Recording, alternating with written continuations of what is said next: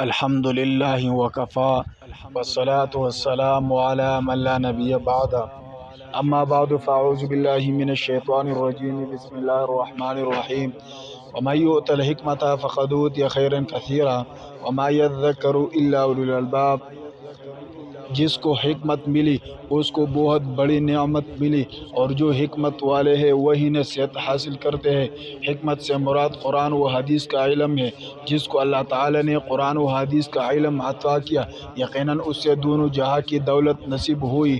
اسی لیے اسلام نے علم حاصل کرنے کی بڑی تاکید کی ہے، اور قرآن پاک میں اللہ رب العالمین نے خود اپنے حبیب جناب محمد صلی اللہ علیہ وسلم کو علم میں اضافہ و برکت کی دعا سکھائی ہے، اور آپ صلی اللہ علیہ وسلم کی واسطہ سے ہم سب کو یہ دعا سکھائی گئی ہے۔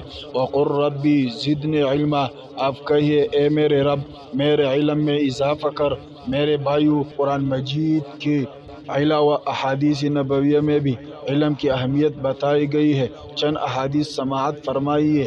حضرت ابو امامہ باہلی رضی اللہ عنہ سے روایت ہے کہ نبی کریم صلی اللہ علیہ وسلم نے فرمایا، فضل العالم علی العابد کفضلی علی ادناکم، ثم قال رسول اللہ صلی اللہ علیہ وسلم، واہل السماوات والارض حتی ارض حتی النملہ فی جحرها وحتی الحوت لیصلون علی معلم الی آخرہ۔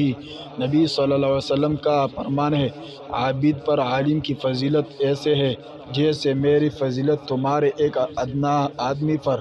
پھر رسول اللہ صلی اللہ علیہ وسلم نے فرمایا، بے شک اس کے فرشتے اور آسمان اور زمین کی مخلوق، حتیٰ کہ چیونٹے اپنے بل میں اور مچھلی پانی میں لوگوں کو بلائی سکھلانے والوں کے حق میں اپنے انداز میں رحمت کی دعائی کرتی ہے۔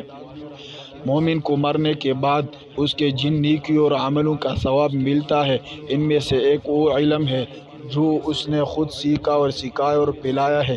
اسی لیے سلف الصالحین نے علم کی فضیلت پر بہت زور دیا کرتے تھے، تاکہ لوگ زیادہ سے زیادہ علم حاصل کریں اور جہالت کے برے نتائج سے لوگوں کو آگاہ کریں۔ حضرت حسن بصری رحمۃ اللہ علیہ فرماتے ہیں، اگر علم نہ ہوتے تو لوگ جانوروں جیسے ہو جاتے، یعنی اہل علم کے ذریعے لوگوں کو جانوروں کی صفت سے نکال کر انسانیت کی حد میں داخل کرتے ہیں، یعنی اہل علم ہی انسانوں کو حیوانی صفات ہونے سے بچاتے ہیں۔ امام شافعی رحمۃ اللہ علیہ فرماتے ہیں، طلب العلم افضل من النافلہ، علم کا طلب کرنا اور اس کی تحصیل میں لگے رہنا نفلی عبادات سے بہتر اور اعلیٰ ہے۔ اور فرماتے ہیں، جوانی کا زمانہ اور فجر اور مغرب کا بعد اوقات بہت غنیمت ہے۔ اور عمر رضی اللہ عنہ کا ارشاد ہے کہ سردار بننے سے پہلے سمجھدار بنو، یعنی دین کا علم حاصل کرو۔ اور ابو عبداللہ امام بخاری رحمۃ اللہ علیہ فرماتے ہیں کہ سردار بنائے جانے کے بعد بھی علم حاصل کرو، کیونکہ رسول اللہ صلی اللہ علیہ وسلم کے اصحاب رضی اللہ عنہ نے بڑھاپے میں بھی دین سیکھا ہے۔ رسول اللہ صلی اللہ علیہ وسلم کا ارشاد ہے کہ حسد صرف دو باتوں میں جائز ہے، ایک تو اس شخص کے بارے میں جس سے اللہ نے دولت دی اور وہ اس دولت کو راہ حق میں خرچ کرنے پر بھی قدرت رکھتا ہو، اور ایک اس شخص کے بارے میں جس سے اللہ نے حکمت کی دولت سے نوازا ہو اور وہ اس کے ذریعے سے فیصلہ کرتا ہو اور لوگوں کو اس کی حکمت کی تعلیم دیتا ہو۔ آپ صلی اللہ علیہ وسلم نے فرمایا کہ ایک وقت ایسا آئے گا کہ جب علم اٹھا لیا جائے گا، جہالت اور فتنے پھیل جائیں گے اور حرج بڑھ جائے گا۔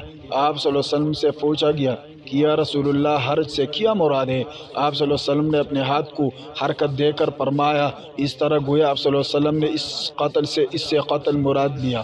سیدنا انس بن مالک رضی اللہ عنہ بیان کرتے ہیں کہ نبی کریم صلی اللہ علیہ وسلم نے فرمایا، زمین میں اہل علم کی مثال آسمان میں ستاروں کی مانند ہے۔ ان علماء کے ذریعہ خشکی اور سمندری اندھیروں میں رہنمائی حاصل کی جاتی ہے۔ جب یہ ستارے مٹ جائیں گے تو جلد ہی رہنمائی کرنے والے گمراہ ہو جائیں گے۔